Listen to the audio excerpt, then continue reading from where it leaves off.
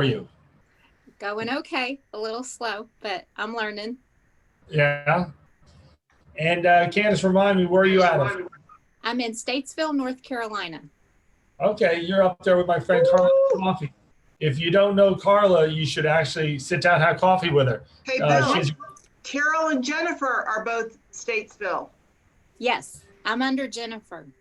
Okay, well, Candace, nice to meet you. Nice to meet you. Yeah. Hey, Nick, could you punch in Carla Coffee's contact for these ladies up in Statesville? Sure, yeah, you should connect with her in her Statesville social group on Facebook as well. Yeah. I see Lauren Rocco down there. Hey, Lauren. Hi. How are you? Good to see you. Lauren, thank you for letting us see your pretty face today, because I miss you, girl. Thank you. I did not wash my hair today, but I didn't either. That's why I'm in a pony. Lauren, I was going to ask if you just got your hair done. It looks great. Thanks. Yeah, I'm trying to stretch it out as long as I can since someone else did it for me. Now, are you at your house? Yeah. Fancy, fancy. Looks nice. Oh, thanks. I put you in the cleanest part. Hey, Bill, that must be the dining room. Yeah, pretty much. Does everyone see Lauren Rocco on social media? She's a ninja. She is awesome. Lauren, I have to tell you, I do love your posts. You're so real, your pictures. I love this one. She goes, you may not want me as your realtor because you will be my friend. We will be friends. I mean, I just love the stuff she comes up with, you know. I wanted to copy it, but they'd know, they'd say, oh, that's not Heidi. You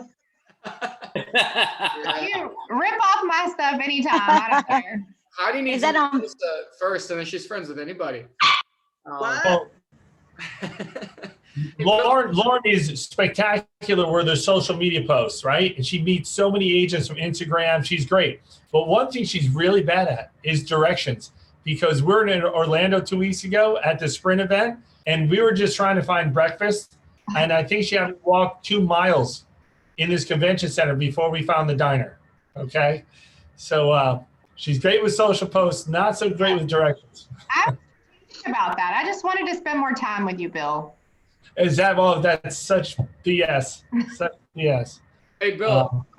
Hey, man, I know we got Mike jumping on here in a second, but I want to give a quick shout out too before we get started with Preeti. She's one of my level ones that I brought over, and she is a newer agent that just joined EXP maybe 2 months ago, tops, maybe a month and a half, and she's already got a listing under contract and a buyer under contract in her first 2 months. So congratulations. I just want to give her a shout out. Thank you.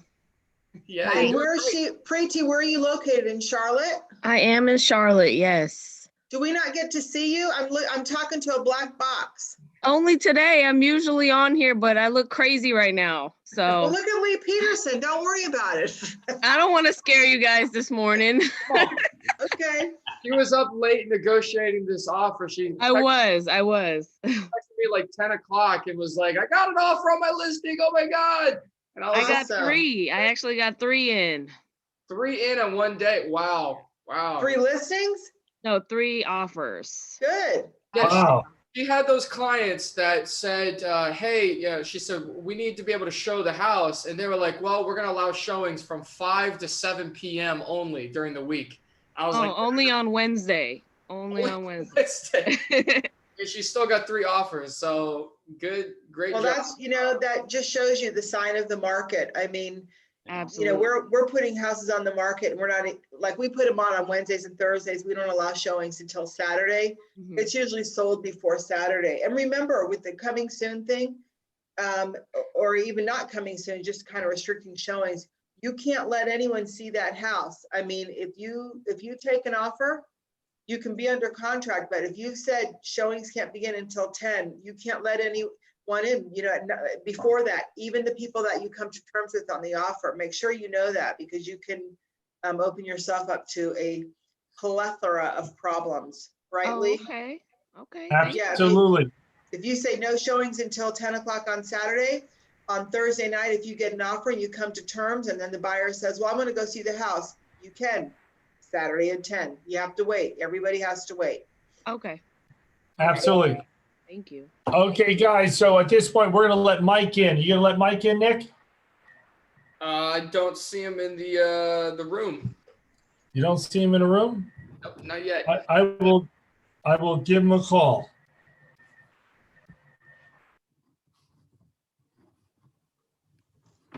Hold on 1 second. Can I ask a question while we're waiting? Go ahead. So I showed a house over the weekend and I think it was the same idea, DIY. So it was only 1,000 square feet and the MLS said 1,700 square feet. I mean, the tax record said 1,000 square feet, MLS said 1,700. So what happens if you go under contract and you have that differential that you think was a DIY? Heidi, it's all you. You think that they've added on to the house and it's not included in the tax record? Correct.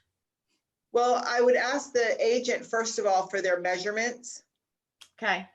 to see if they measured the house. But if you walk into a house and you're told it's 2,000 square feet and you feel like it's smaller, I would kind of resolve that before I get into contract, because otherwise it's going to get messy. I mean, Lee, we've been down that road, so why don't you talk about that? Okay, yeah, well, there's a number of things that could happen. Number one, they just didn't change it in the tax records. Okay. That's not uncommon, especially if the house was built during the boom years or the addition was added during the boom years. What county is it in? It's out in Oakboro. I don't Oh. know the county. Mecklenburg? No, the city is Oakboro. I'm not really sure what county that is. Because the smaller towns, they would have, they're more apt to be mistaken. I know I sold one down in Chester, South Carolina, and it was, the tax records had it for like 2,000 more square or less square footage than I had on there. And when I called them, I said, oh, that's no problem. They just changed it. Okay. So it But, could be a problem, may not be a problem. Yeah, it's when we had one, who's the girl, Heidi, that moved to Virginia? I think you listed some of her up. She works on a horse ranch up, whatever, Oh, from I our don't old remember. office. But you I don't had, were handling some of her listings, and she had one in Catawba County, or not Catawba, Concord, where's that? Which county? Cabarrus. Yeah, she had one over there, and the other agent was screaming that there was unpermitted square footage, and they put their permits on the tax records, the permit numbers. We showed them that, and that was the end of the issue. So there's just a lot of play in that, but I agree with Heidi. If you can, try and get it corrected beforehand so that the buyer is aware. And if the addition was done by the homeowner and unpermitted, where does that lead you? Yeah, need to that get was a what I was permit. hoping you don't find out. Right, but if it was built without a permit, then if you're gonna write an offer, put it in there that the seller is to get it permitted. And all they need to do is, like in Mecklenburg County, they would go down to the county, they'd, confess their sins, and then they'd send out, the inspector, and, they might cut some holes in the wall to look at electrical or plumbing or whatever. And, but most of the time they'll pass it if it's not a complete cluster. But, and then they'll get the permit, because remember, if you sell them that house with unpermitted space and somebody gets hurt in there or whatever, their homeowner's insurance is not going to cover that part of an unpermitted house. Okay, thank you for all that information. Okay, great stuff, guys. Lee, Heidi, thank you for that input. Listen, we have our guest of honor, Mike Kane, on the call now. Mike Kane is the owner of Transformational Properties. It's a lifestyle, and he's a lifestyle business coach, using his experience of starting and owning several businesses along the way over the last several years, and training a process called PERK, P-E-R-K, which he will get into later. His coaching practice centers around helping business owners reaching clarity on mindset issues that are holding them back from achieving their highest performance. He's been a coach since 2016 and continues working with realtors, lawyers, doctors, and a variety of other small businesses. Nick, do me a favor, mute that person. Everyone, please mute yourselves. Mike Also just negotiated the sale of a business for one of his clients and now is seriously considering becoming a business broker after joining the process. Mike, keep me informed. I might want to buy one of those. He also has lived and worked in Richmond, Virginia since 1985 and has had a long career in sales and sales management, transitioning to real estate in 2003 until the present. In addition, he also has a lot of joy helping seniors downsize as a realtor. He owns multiple investment properties, runs an Airbnb with his partner, Catherine, and is active in his local church and several nonprofits. So, Mike, Kane, we welcome you to the call, and the mic's all yours. Well, good morning, everyone. It's good to see all these smiling faces. And you know, it's amazing how virtual we've become and we've adapted so well. We've gone from meeting face to face to suddenly being able to meet with people all across the country all at once. What a great world. I mean, it's really amazing. So, you know, suddenly I don't have to worry about the size of the room that I need to make a presentation. And I don't have to worry about making sure you have drinks. It's great. I don't have to worry about my socks clashing with my shirt. It's just wonderful. I love. Hey, Mike, do you have on pants or a skirt? Or are you wearing your pajamas? Well, I love the commercials where all of a sudden the guy gets up and you suddenly see him in his shorts. No, I've got pants on. Thank you.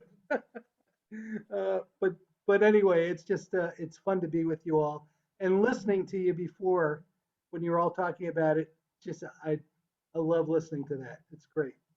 So you know, what the heck is mindset? You know, I'm sure we all have preconceived notions about it, and I guess I should let me tell you a little bit about me and where I discovered about mindset.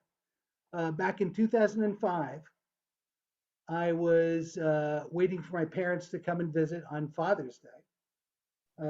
I had bought a new house and I was sprucing up the gardens. I wore myself out getting things ready and went inside. And just as I got there, I talked to them for a little bit and had the first of 3 strokes that day. Ended up in the hospital that day. It was weird. It was like absolutely one half of me passed out, and the other side's looking at the other side saying, "What? What are you doing? Get up." It was a very strange experience, and it ended up in the hospital, and I was completely paralyzed on the left side. My left arm hung uselessly. I couldn't use my leg to walk. I was in a wheelchair. And after 3 weeks in intensive care, I was pretty terrified. I just started a new career. Well, not just started, but it's been a while. I was kind of getting my traction as a realtor. I just gotten remarried. There were a lot of things going on. And having this happen was scary. I remember going into the rehab facility and the medical director sitting there and looking at my file, and he said, "Oh, Mr. Kane says, you know, if you do everything that we tell you to do, you work with the PT people and the OT people, physical therapists, what have you, you'll come out of here, you'll be at 60%. Wait a minute, I'm at 50%. You're going to tell me I'm going to be at 60% for the rest of my life?" And I got furious. And it's interesting how anger can really motivate you. I determined that I would come back in a year and kind of point out that he had made that comment to me. Anyway, when I got to the physical therapist, occupational therapist, and all that, I said to him, "Look, here's the deal. I want you to commit to me that you're going to help me walk. Not only that you'll get this arm working. And not only that, this is July 1. I want to be able to walk on sand without the help of a walker or a cane or anything by November 15th. Are you on board?" I said that to all these therapists are going, "Ooh, we got a live one here." But it worked. I spent 90 days there. I hired a trainer with Gold's Gym. I did a whole lot of things. And yes, I did go fishing and I caught fish. I didn't need a cane or anything. I was able to hold a surf casting rod on the beach and catch fish. And the cool thing was I didn't have to clean them. I was on blood thinners. They didn't want me anywhere near knives. It was great. So, so anyway, you know, that was back in 2005, and it taught me a lot of things about the power of our minds. My brother had given me a tape that I just about wore it out. I still have it, and it was a visualization of healing that I listened to every single day after I got out of the hospital. And I credit my brother to this day for helping me get up and get going again. It took a good year and a half before I was back in the saddle and selling real estate. Um, it it was just an amazing experience. It taught me a lot, though. I learned about being able to set intentions, and more importantly, in that that physical healing place, I was able to set collective intentions, which was really weird. But everyone that worked with me knew my story and knew what the goal was, and they were committed to helping me do that. It was great. I learned about the power of visualization, obviously, but more importantly, I learned about how much I'm made of and how powerful our subconscious mind is in the thoughts that we have and the thoughts that we tell ourselves each and every day. Our subconscious mind is a repository of everything that's been good in our lives and everything that we've been told that negative. It's, you know, the bad grade we got in sixth grade. It's you know, maybe a you know, stern talking to you by someone, or even something worse. It's all up there, and it impacts our lives. Carl Jung was a Swiss psychologist or psychiatrist. He famously said, "Until the unconscious becomes conscious, it will rule your life, and you will call it fate. You don't even know what's going on." So substitute subconscious mind for unconscious. Mahatma Gandhi was another one that I love to quote. Mahatma Gandhi, for those of you who don't remember who he was a leader in India who overthrew colonial rule, the British colonial rule of 200 years. He did it peacefully. He did it with nonviolence. And so what his statement was about living positively was, let me see if I can remember it. Your thoughts become, let me get it right. Your beliefs become thoughts. Sorry, I got to use notes. Your beliefs become thoughts. Your thoughts become your words. Your words become your actions. Your actions become your habits. Habits become your values. And your values become your destiny. I really love that. He's a powerful speaker. So, in essence, if you boil all that down, what you think is what you become. What you think is what you become. Mike, could you do me a favor? Could you please read that quote again? Can you take Sure. do that? Yeah. Your beliefs become your thoughts. Your thoughts become your words. Your words become your actions. Your actions become your habits. Your habits become your values. And your values become your destiny.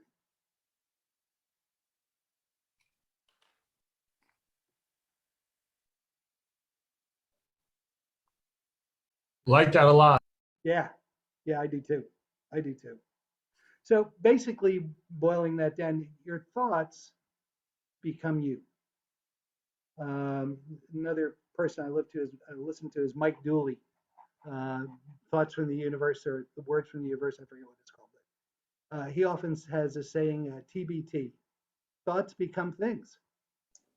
So, you know, positive thoughts are so important in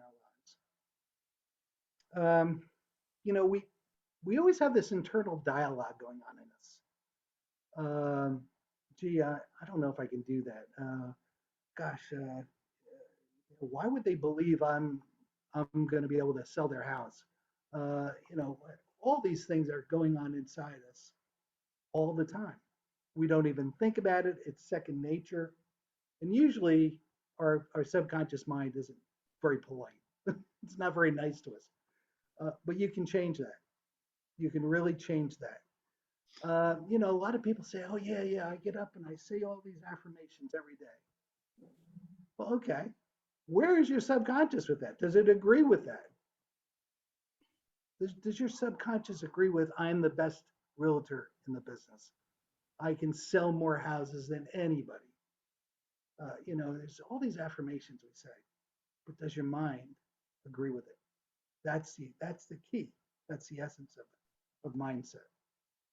I get up every morning and try to do something called Wim Hof Breathing. It's a process where you do 30 deep breaths, you know, and then you have this whole process where you hold it for a time period, and then breathe in again and hold it, and then repeat. I do that about 3 or 4 times in the morning, and it's a great way to wake up. Anyway, it's a process that I use to think about my day and what I want to accomplish that day. I usually do it in the backyard. I do it barefoot because I believe that there's an aspect of that. This morning it was 28 degrees. I didn't do it, but often I do. Anyway, what you think is what you become, and that internal dialogue can really affect what your success looks like. My health example was something that, you know, when I look at what I went through, where I went from being in a wheelchair, not being able to walk, having difficulty talking or moving this left hand or using it, I'm astounded. People say, you came back from a stroke like that? Nurses, doctors, everyone talks to me about that. It's amazing. It's not. We all have this power in us to change our lives, whether it be for your health, your business, your interpersonal relationships, wives, daughters, husbands. We all have this ability to look inside and connect with that power. You know, if you were to look at it from a computer standpoint, our conscious mind, what we're kind of doing now, we're talking and interacting. That's a conscious process. It might be 40 bits per minute processor. Your subconscious mind is more like 40 million bits per second. It's just so much more incredibly powerful. It runs your body. Your subconscious mind is what runs your body, changes the chemistry, helps you, you know, your muscles to work. It's a very, very powerful part of us, and most of us aren't even aware of it, how strong that is. I was fortunate in a way to have had that stroke because I experienced it. I experienced how strong our mind is to change our health and change our life. You know, the mindset is something that you can protect every day. Get up and think about it. Well, what are my goals today? How do I translate that into positive thinking? What is it that I need to do in my mind to accomplish that, to become successful? I love going on the internet and finding great things. And I found this the other day from Lolly Daskal. She's the president and CEO of a group called Lead from Within. And I found this on Inc. So if any of you want to look at this article, by all means, please do. Lolly talks about 7 mindsets that will radically improve your business and your life. So here we go. The first one she brings up is self-trust mindset. You know, to do anything great, you have to believe in yourself. You have to trust your abilities. You have to know that no matter what comes up, you're going to overcome it. Confidence, you know, that stopping that we used to call it a drunk monkey on your shoulder, chittering away, saying, "You can't do that. You can't do that." Well, that drunk monkey is something that we all have. You just have to turn him off. Take his booze away, I guess.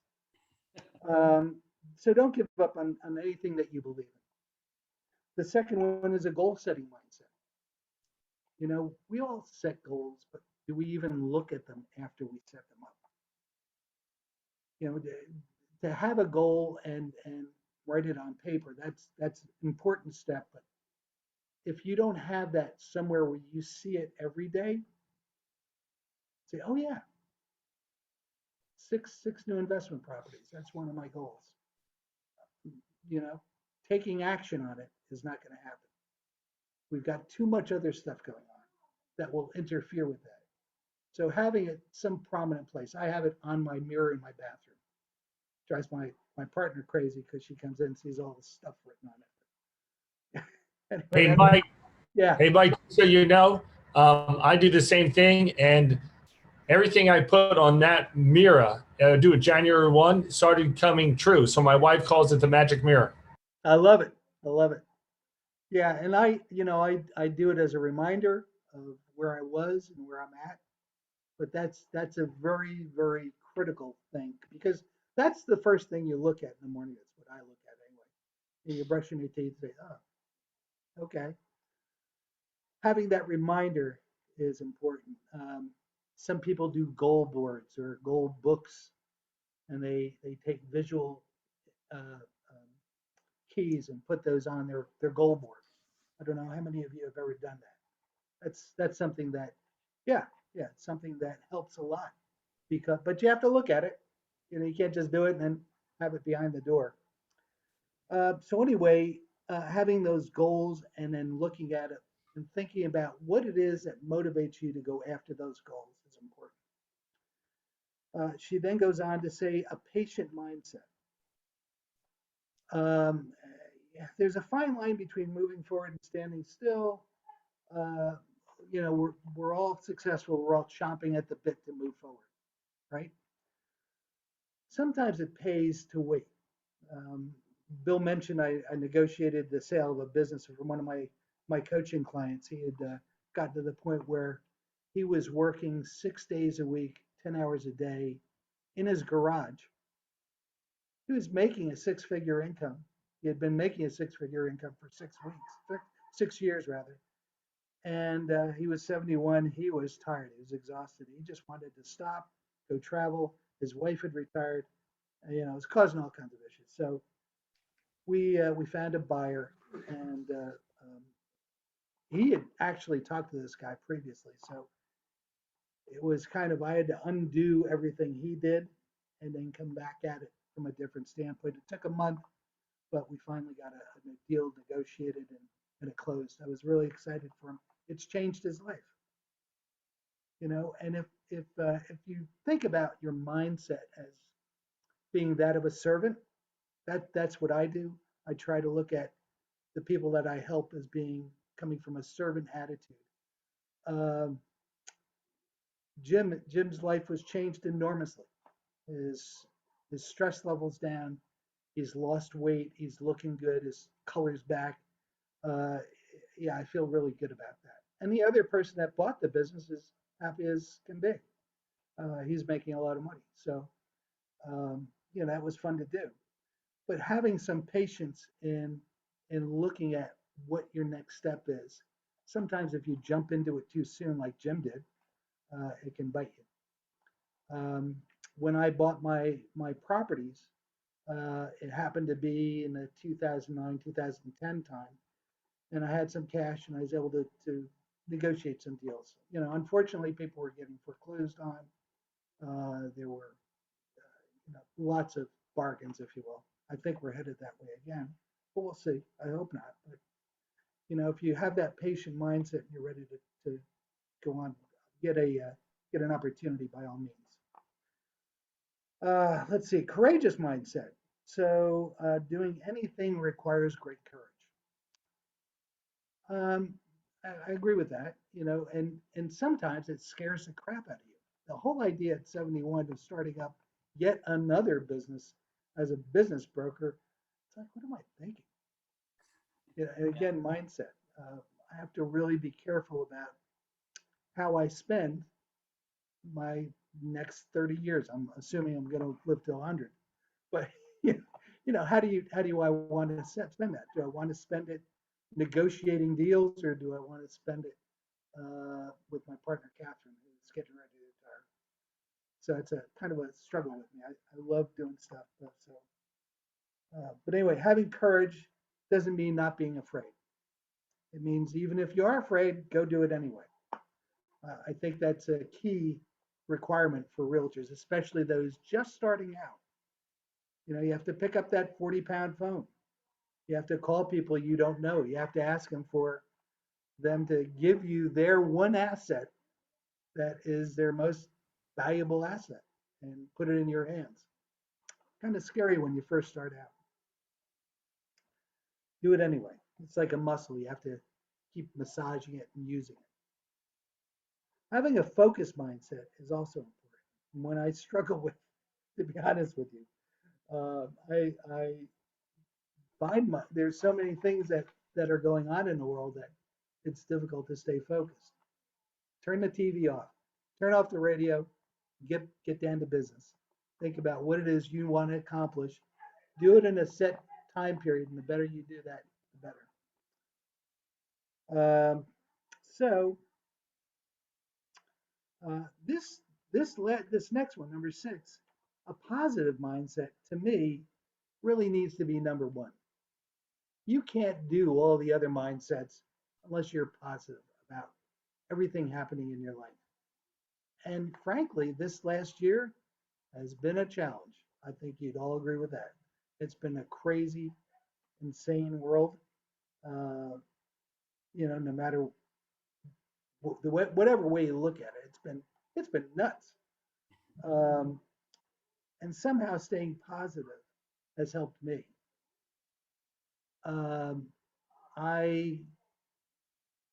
I've actually done well this year in a lot of ways. So keeping the positive mindset, I think, undergirds everything else. It has to be, you have to be positive. So, it's just that important. Finally, the learning mindset. I don't know about you, but I try to learn something new every day. One of my practices is I get up in the morning. Besides doing Wim Hof breathing exercises, I journal. I take, it's called my morning writing, and I do 3 pages every day, even the weekends. And I find out so much about myself by journaling and what my thoughts are. It helps me clarify what it is that I want to accomplish that day. And Hey, Mike. Yeah. Can I ask you a question? Like, Sure. I have a friend who journals, and it's a gratitude journal, what he calls it. Like, he writes, he's thankful for this, he's thankful for that, and what he wants to see in his life. He said that it comes true. What is your journal? What do you write in your journal? Usually what I'm writing in my journal has to do with clarification of what's going on in my life. Okay. So I journaled this morning about this experience I was going to have and looking forward to it. I journal about business. I journal about relationships. I journal about all kinds of things. It's when I sit down, it just happens. I think limiting it might not be the best. Just having a gratitude journal kind of gets forced. But try it. I encourage you all to try it. It's almost like a spiritual practice. Well, are you familiar with The Secret? Yeah.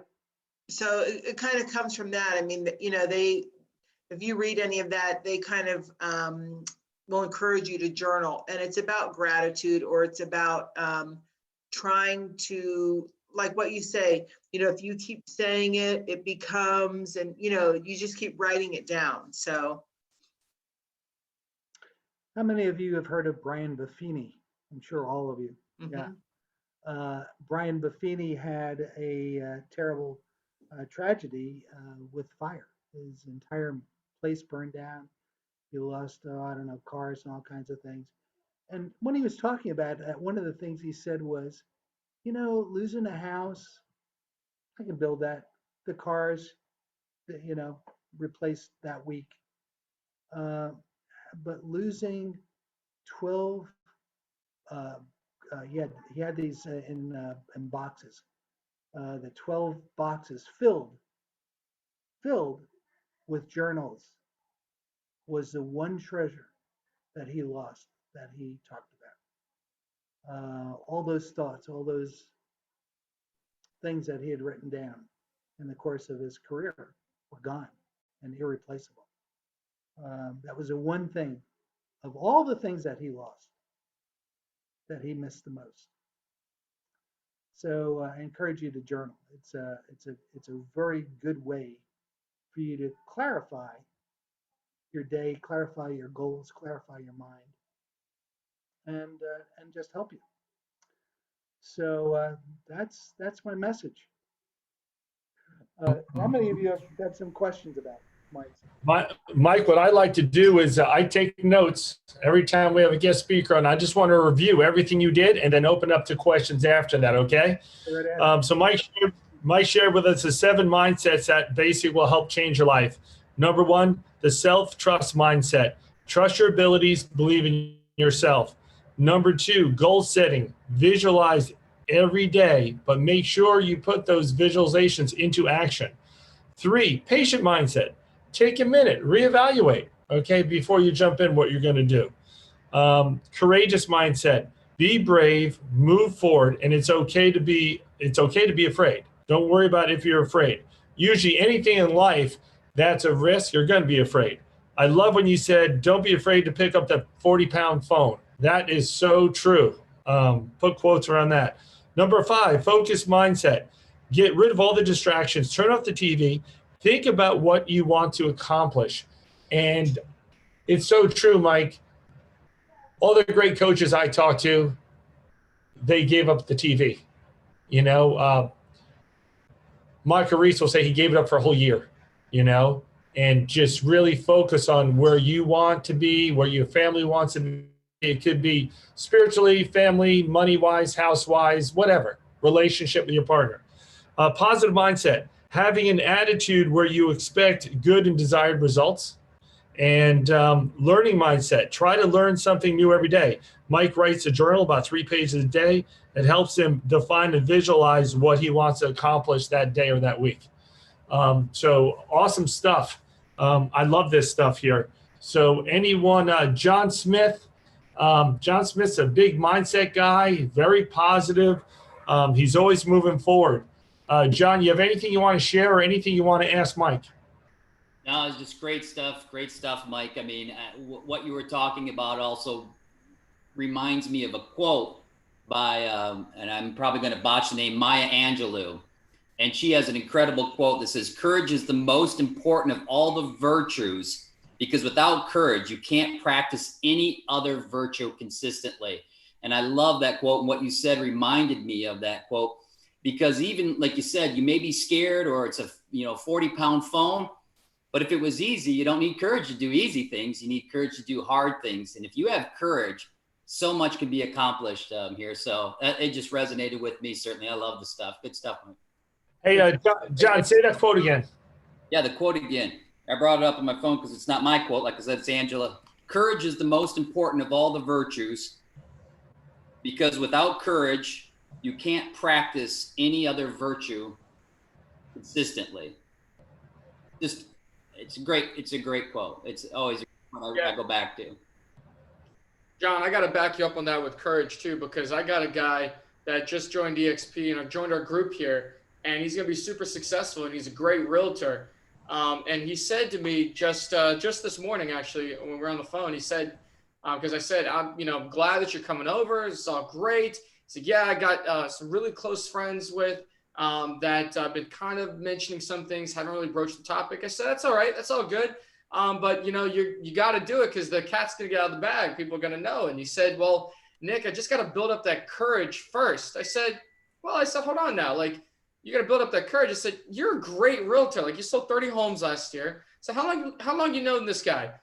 We've been best friends for like 10 years. I was like, you know him for 10 years and you got to still build up the courage to go and have coffee and sit down and talk. And I said, that's right. That right there. Like, you're great at what you do. You can have the courage, and anybody in this call can have a courage to, as Heidi's saying, step out of your box, right, Heidi? and not just in real estate, but in all business, and so don't ever hold yourself back. Remember, it takes courage to have courage. Right. Because I mean, there are things I want to do, like I'm talking to somebody, a coach that's, I'm having conversations with, and just in the initial intake, something he said to me, I told Bill this morning, I said, I'm scared to do that. I feel intimidated to do that. And Bill's like, what? But everybody has their own box. And it's mindset. And that is my mindset. But what happens to me is I get mad enough when I hear like Bill or someone say, what? Then I'm like, yeah, what? And I put it in perspective, like nobody's going to die. It's not going to kill anybody. The worst thing they're going to do is go, what are you, nuts? And hang up on me. So I'll do it. I don't care. These are just self-limiting beliefs, right? Like that's all it is for courage. Exactly. Get out of your head. Like Mike said, he was in a wheelchair and they told him probably, this is where you're going to stay. This is your new life. And Mike said, no, hell no, this is not my new life. Yeah.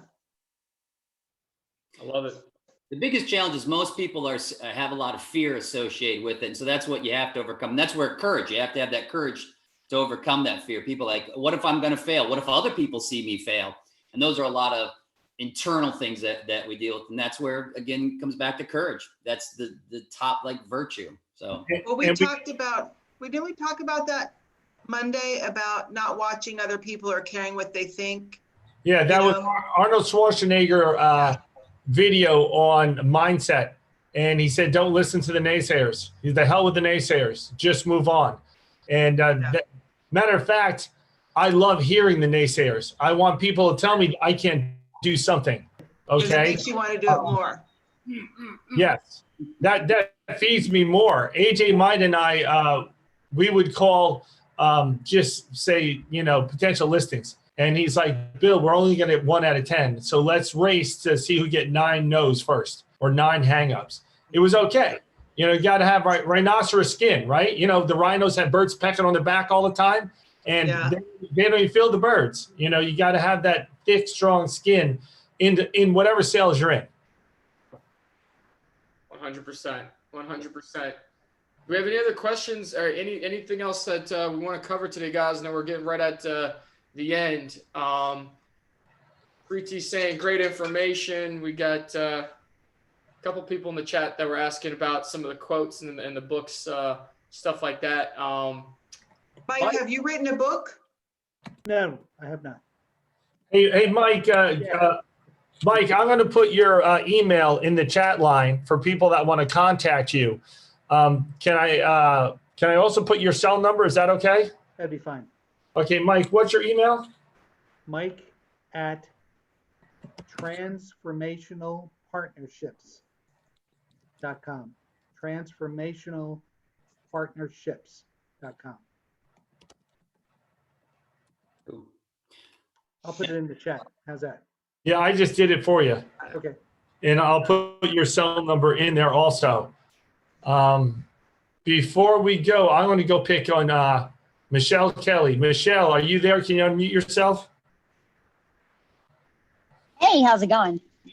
So Michelle, Mike, is a fairly new agent. Has done a great job, and she's getting a lot of business from FSBOs. So Michelle, you get rejected a lot, right? Because you're dealing with FSBOs. How do you feel your courage? How do you feel your courage to move forward all the time? So, I mean, the rejection part, I don't know. That's